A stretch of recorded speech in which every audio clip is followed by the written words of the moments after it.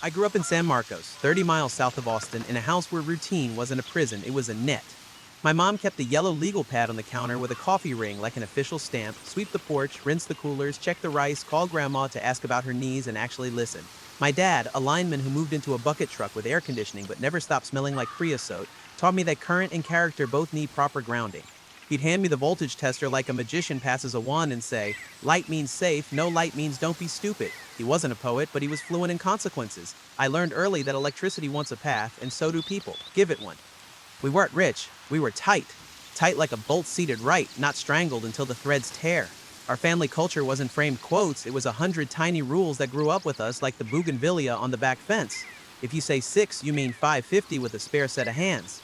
If you borrow, return it better. If you cook, you clean unless someone beats you to it. My mother kept a plastic bin labeled for other people and filled it with sugar and rice and pasta you could hand across a threshold without making someone feel like a problem. Dignity, she'd say, tapping my wrist with her finger like a metronome. You hold on to it, even if you have to put other things down.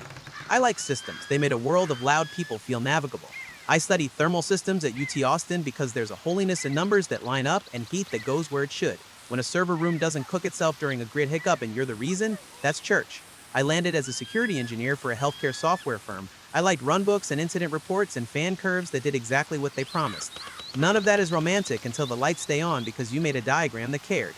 Before Mara, I dated women who liked that I could fix a dryer and make an omelet that didn't apologize for itself. Barton Springs, breakfast tacos. Sunday calls to my mom, it was quiet and useful like a socket set that fits your hand exactly. I met Mara on a shimmering April Saturday at a volunteer fair in Republic Square, where the wind tries to unionize pamphlets and march them off the tables. My booth had little breadboard kits for middle schoolers, 2 AA batteries, LEDs, a pamphlet I stapled myself about series and parallel. Across the aisle, Mara stood behind a blank table under a banner that read, Narratives That Move.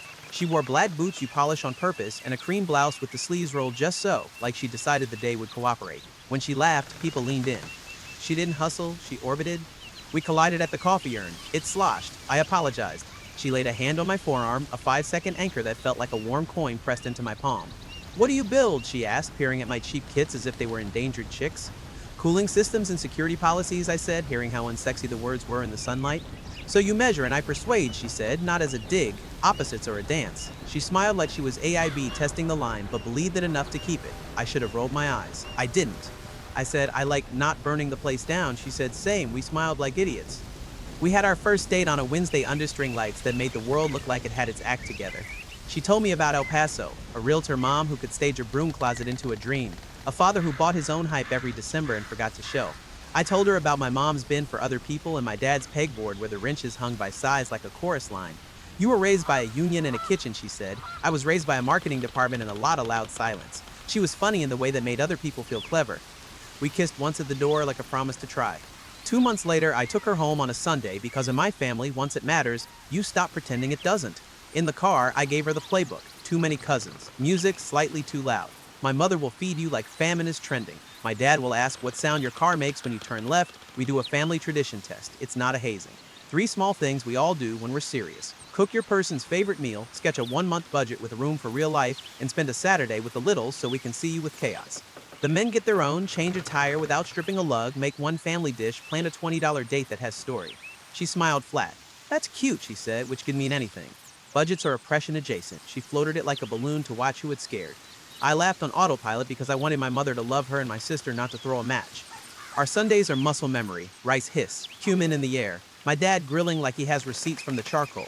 Mara touched the counter and said, this is beautiful, like she meant it. She kissed my mom's cheek and my mom glowed in that way that makes pastors feel outperformed. She called my dad's pegboard art and he grunted the kind of grunt that means he'll think about the compliment later at the sink. Watching her with them, I felt that dangerous pride you get when you think the story is finally writing itself the way you want it. We ate at a long table that has survived more apologies than any of us. My sister Tara is a chaos sprite with a savior complex who loves us enough to test whether we deserve it. Halfway through the chicken, she said, so if we're using the W word, and we might be, right, Aaron, are you ready for the tradition test, Mara? She said it sing-song, harmless. Mara's face did the tight smile thing people do when a meeting that should have been an email suddenly needs donuts. What? It's silly, Tara said quickly. Not a grade. It's our way of trying each other on. 3 small things. The guys do theirs too. My cousin Jamie raised his beer. I failed the tire so bad I'm banned from rubber. Laughter because cruelty is never the point, but it is a seasoning. My mother patted Mara's hand. Mija, she said, and that word can talk a cop out of a ticket. It's not school. It's like we pretend family on purpose to see how we like being it together. Mara's mouth smiled. Her eyes didn't. I don't do auditions, she said. Tara opened her mouth, peacemaker mode loading. Mara lifted her palm like a crossing guard who doesn't believe in cars. Women are always asked to prove it twice, she said, voice brightening like stage lights. Be nurturing but not needy. Competent but pretty. Make the pasta in the spreadsheet. Men open a jar and get a mural. I'm not submitting my life to a matriarchal approval board. I don't fold socks for a grade. Air left the room in that polite way. Air leaves rooms in our house when someone pulls the pin out of a statement and sets it down gently. My dad put his fork down like he was laying a wrench on a bench. My mother's face flickered, hurt, then ironed flat. Nobody yelled. We don't start fights with yelling. Mara stood, placed her napkin on the table like evidence, and walked out. The screen door tapped shut. Somehow the lack of slam made it worse. I counted to 10 because I am my mother's student and followed. Mara stood at the curb, arms crossed, chin an anthem. I am not auditioning for 1950, she said. You're not, I said. And you don't have to. Traditions can change. We can make a new one. Good, she said, because I won't be reduced to a casserole. The line cut more than she knew. I grew up watching women turn casseroles into mercy. It felt like someone had sneered at a splint. I'm not asking for pearls, I said. I'm asking you to try on one Saturday. I'm not a prop in your family myth, she said. We drove home with the radio off like we owed silence money. By Wednesday, there was a thread on her public page, the hidden sexism of family rituals. Photos curated to within an inch of their lives. A coffee cup in good light. A notebook with tradition compliance. A selfie caption breaking cycles. Comments like a choir. Preach, say it louder. Free us. I scrolled in the lab that smells like solder and hot plastic and saw my mother rendered as a villain in an apron. It's one thing to argue in a kitchen, it's another to be turned into a symbol and dragged behind a parade you didn't join. I told myself she's a translator, she turns life into copy. The light is always flattering in copy. Then the drops began. Coaching, she said, slicing cucumber like a Food Network show. I met someone, Jules, brilliant. He helps unfurl limiting narratives, part entrepreneur, part therapist, part monk. He sees me. She exhaled like I had been suffocating her and didn't know. How much does he charge to see you, I asked, trying for light. He prefers cash, she said. Keeps me accountable. She said it like a line that had been workshop tested. Cash from where? From me, she said lightly. I'll adjust my budget. Yoga can wait. Our accounts weren't fully braided, but the rope was twisted enough you could feel shifts. Cash withdrawals appeared, not ruinous, regular, Thursdays, sometimes Tuesdays. On those nights, she came home smelling like applause more than grief. I do not think I'm jealous by default. I am, however, a man who reads logs for a living. A system that works on trust still benefits from timestamps. 2 receipts fell from her tote onto the counter like clues in a bad movie. Luna House Co-working, Koi Conference Suite, Incubator Leadership VIP, 11,016 p.m. Meeting room, she said before I asked. Jules runs an incubator. He booked space for a workshop. Why are you snooping? Gravity, I said, is not snooping. She plucked the receipt and set it aside like a teacher putting a confiscated note in her desk. I don't report to patriarchal accounting, she smiled as if she'd scored. The phrase sat between us like a lit fuse. I decided to be boring and fair. Boring stabilizes bridges, fair makes them worth crossing. I didn't open her phone or her laptop, I didn't follow her. I asked my mother if I could bring Mara to the pantry and told my cousins to lay off the tradition bit. My mother said, bring her if she wants. No clipboards, just hands. She tapped my wrist. Dignity, she said, hold it. My cousins showed up with a whiteboard anyway because they think love requires props. We'll parody the test, Jamie said, drawing block letters. She doesn't have to do a thing. We'll crown her queen of not doing our nonsense. We're not jerks. Mara crossed her arms into a fortress. Everything is a test when women are involved, she said. Today it's enchiladas, tomorrow it's your womb. She didn't need to raise her voice to make the word hurt. I took a run down Riverside, past the hotel drive I had noticed and told myself I hadn't. The bats came out like confetti. My feet hit the pavement like I owed it an apology. A new blue dress showed up in the closet that looked like an argument disguised as silk. When did you get that? I asked, hating the sentence as it left. I've had it forever, she said with the confidence of someone manifesting an alternate past. That Thursday, the bank pinged. Another withdrawal. That night, she posted a black and white story from a bar near Luna House with signature glassware I recognized because my brain is a petty archivist. Electricity without wires, the caption read. It snagged in my throat like a fishbone. I went to the panel because she wanted me to see her work and because I needed to see Jules in daylight to stop conjuring him into monsters. The room smelled like good coffee gone cold and ambition before lunch. Mara was incandescent with a mic. She framed questions like gifts and nodded at answers like she was pouring water for thirsty people. Jules wore a jacket that said success with a low battery and a wristband that looked expensive from far away and cheap up close. Cash is clean, he said. Cards are lubricated. People scribbled as if he'd discovered friction. After Mara introduced us, security, he said. We love structure. Flo needs a riverbed. He smiled the kind of smile that has a timer on it. His handshake was firm and indifferent. He looked over me like I was staging. That night, she pressed 2 fingers to my chest and said, I'm finally doing what I'm meant to do. People don't get it. Jules gets it. He says, I've been hiding in translation. He says, speak in original. Do you speak original at 11,030 in borrowed meeting rooms, I asked, and wished I had found a kinder hinge to hang the truth on.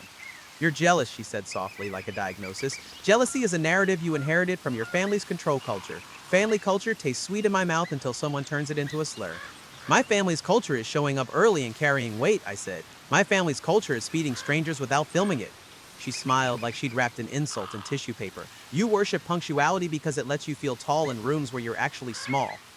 2 Sundays later, I invited her again to the pantry. No tests, just rice and beans and names you'll remember. I have a deadline, she said, a manifesto. I chopped onions until my eyes burned harder than they should. Privacy is for the powerless, my mother says. Transparency is for the people with power. I didn't understand it fully until I watched what came next. I resisted snooping. I did, but I checked the bank portal because numbers tell you where they've been without leaning on your feelings. Another cash withdrawal. Then my cousin texted, you up? Yeah. Don't freak. That's how you know you're going to. He sent a video from the Luna House Drive. Heat lamps like sculptures. The camera stuttered and caught Mara in the blue dress she'd owned for 6 days, and Jules' hand living on her back like rent paid, and then the temple kissed familiar, not exploratory. Her head tilted like practice. Want me to delete it, Jamie whispered. Mercy in a file name. I stared until my reflection came back in the black screen. I did not throw my phone. I did not punch the wall. I put the phone down where I could find it because my father taught me to put tools down where I'll find them. Then I made a list because lists are the promises I keep to myself when I need one foot in front of the other. Receipts. Luna House, Koi Suite, Cash Thursdays, Bar Glassware, Panel Handshake, Wristband, the caption about electricity, timelines that don't match alibis, video from a cousin I trust, dignity, rent, direct deposit, utilities, lease, call landlord, call mom after, breathe. I closed the joint card, moved my direct deposit, called the landlord who said 30 days because you're polite and on time and those 2 things still bend the world. I texted Jamie Couch. He said bring beer. I left a note for Mara. 4 sentences I rehearsed until my voice didn't shake. I love the light you bring to rooms. I will not share you with a man who prefers cash. This isn't about a casserole. It's about a hotel. Don't follow me tonight. I set my key on top of the note like an exclamation mark I didn't enjoy. She called, where are you? We need to talk. Don't be dramatic because I wouldn't play house with your mother. You are predictable. You are small. She sent a voice note. I didn't press play. I drove across the river in a city that hadn't earned how beautiful it looked. At Jamie's, we watched people on TV argue about kitchens they wouldn't cook in. He tossed me a cedar-scented blanket and a box of barbacoa. Eat, he said. Tomorrow we'll do a spreadsheet for your feelings. It was a joke that helped. My mother let herself in the next morning with a key she denies having. She set breakfast tacos down and put her thumb on my cheek like a thermometer. Okay, she asked. I might be lying, I said. Dignity, she said, tapping my wrist. Come to the pantry, not because penance, but because sitting still lets bad stories root. At 5:50 that evening, I wiped the counters in my kitchen even though I was leaving. She came in like weather. Your mother humiliated me. Your sister staged me. Your cousins did a tribunal with a whiteboard, and you stalk me with spreadsheets and think that's love. I held up the receipts like a man buying groceries. I have evidence of meeting rooms at 11 p.m., cash withdrawals on session nights, a video in a driveway. Mentorship, she said, as if I needed vocabulary. You're threatened by growth. Mentorship doesn't kiss you under a patio heater, I said. She tilted her head like a therapist about to write a note.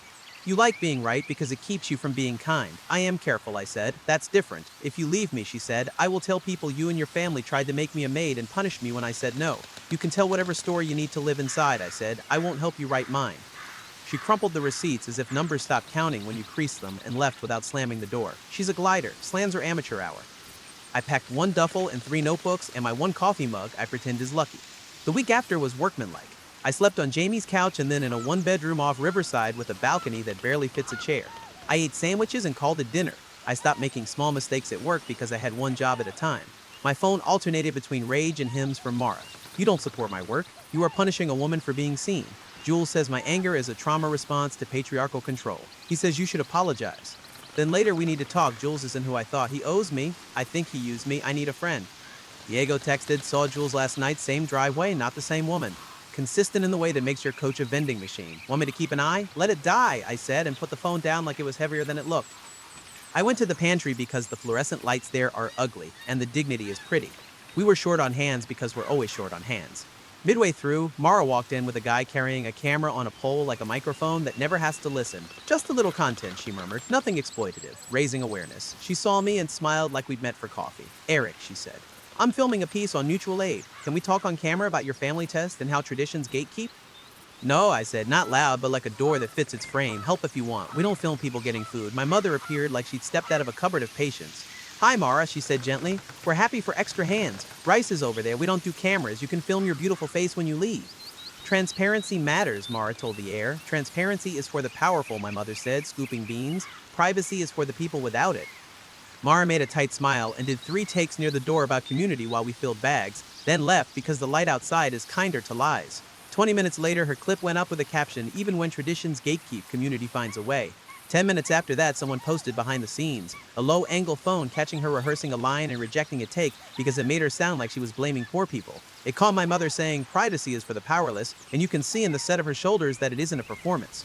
The comments were not kind to Mara. I didn't feel good. Revenge tastes like burnt sugar. It promises more than it delivers and leaves your teeth feeling wrong. That night, she tagged me in a long post about narcissistic abuse and cultural fundamentalism.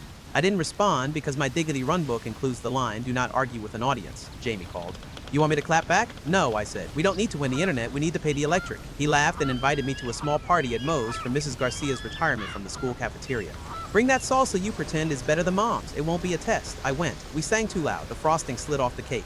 My mother tapped a spoon on a glass she didn't own and announced a new tradition. The only test we keep is, did you show up when you said you would? Did you tell the truth when it mattered? Did you carry something heavy when asked? People cheered and teased Diego about the rice and pretended not to look at me while looking at me. Something inside my chest unclenched by a notch.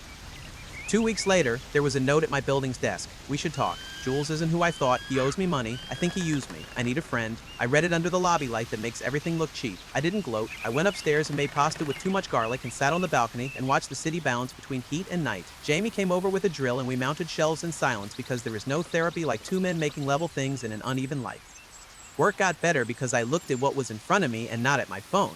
I stopped making small mistakes. I bought tomatoes at the farmer's market because my mother raised me to respect seasons. I saw Mara there once arguing with a vendor about what organic means like she had invented chlorophyll. She turned and saw me. You look good, she said, eyes doing the scan we all do now. Ring, watch, shoes, happiness is measured by retail. So do you, I said, because I was raised right. Are we okay, she asked, as if okay is a park bench we could both sit on. We're not at war, I said. That's enough. She nodded and reached for the line she'd saved. I'm glad your family learned about tests, she said. I could have given a lecture about humility and misapplied concepts, about the difference between gatekeeping and gravitas, about how we made a new tradition without her because traditions are bridges, not gates. But the honey was expensive and the sun was high and my tomatoes were getting warm. Take care, I said, and meant it. At home, I wrote a list on the fridge: milk, onions, patience, compassion, boundaries. I add more salsa as a joke because some heat is necessary. Some nights I add no more hotels because memory thinks it's funny. The truth is less cinematic than you want. No lawsuits, no public stonings. Jules appeared in fewer photos and then none. The cash withdrawals stop because the envelope is empty when you stop feeding it. I run in the evening and count the bats without counting what's behind me. I learn the names of the older women who show up to boss me kindly at the pantry. They are better than any algorithm at telling you what matters. People ask gently or gossip rough, what happened? I say we weren't right for each other. If they push, I say we didn't agree on where honesty starts. If they won't let it go, I tell the truth. She shouted sexism to hide a different kind of disrespect. The ones who need to hear it nod like a gear catching a tooth. The others say it's complicated. They're right. The truth almost always is. I think about my father saying a bolt wants to be snug, not strangled. If you over-tighten, you can force it to hold for a mile or a week, but once the threads are ruined, you can't trust it. You need a new bolt, maybe a new assembly. That isn't cruelty. That's physics. It comforts me that the world has rules we didn't write but can respect. I didn't fail Mara for not wanting a test. I walked away because she failed the only 3 that matter. Show up when you say you will. Tell the truth when it counts. Carry something heavy when someone needs you. What would you have done? Negotiated and stayed until she posted an apology and fired the coach? Or packed your dignity with your toothbrush and left when the receipts hit the counter? Where do you draw the line between boundaries and weaponized principles? Drop your thoughts below. If this story hit, please like the video, subscribe for more, and share it with a friend who needs to hear it.